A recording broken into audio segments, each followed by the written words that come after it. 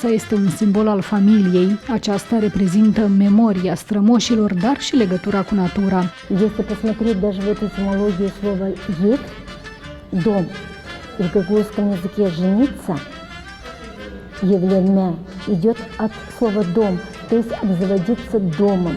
Pe timpuri, o casă tradițională găgăuză era o clădire dreptunghiulară cu o lățime de cel mult 4 metri, incluzând un element obligatoriu, terasa. La punerea temeliei casei era amenajată o masă pentru pâine. Casele erau construite cu ferestre orientate spre sud sau est. В конце также 19-го, начале 20 века дома были вот такого вот типа, как у нас представлено на изображении. Комната служила спальней для всех, а в коридоре была расположена кухня.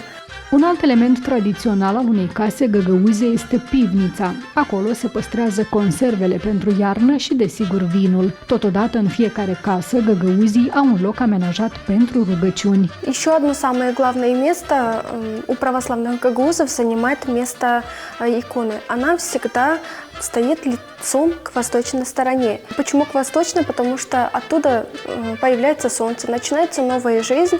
Găgăuzii au păstrat mai multe elemente ale locuinței până în ziua de astăzi. Printre acestea se regăsește sofra, o măsuță rotundă mică, dar și susac, un vas din dovleac sec cu formă deosebită.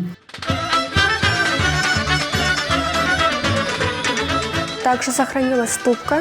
Ее используют особенно для измельчения красного перца, который также используется в быту, в употреблении пищи. Чеснок у нас занимает особое место. Даже в свадебных обрядах его используют как элемент, чтобы семья, которая создается, всегда была дружная и сплоченная, как чеснок.